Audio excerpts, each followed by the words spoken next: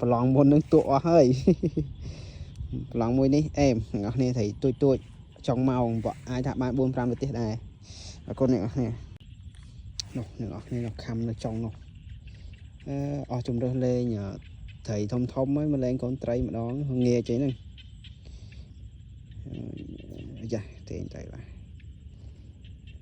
នៅយ៉ាងស្ទើយ៉ាងធំណាត្រីមិនដឹងប៉ុណ្ណាត្រីអត់វត្ត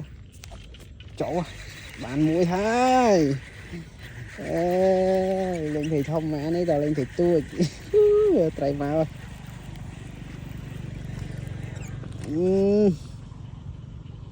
ប៉ានេះអ្នកគ្នាបើអស់ជំរើសលេងត្រីធំមកលេងកូនត្រីតាមទឹកហូរដឹងតែបាន 100% ហើយនេះអូថ្មេកអ្នកគ្នា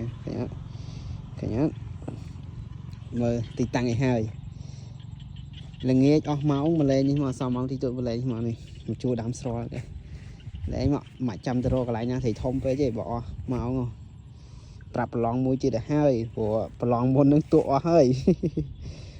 ប្រឡងមួយនេះអែមអ្នកគ្នាត្រីទួចចង់មកបើអាចថាបាន 4-5 នាទីដែរអរគុណអ្នកគ្នា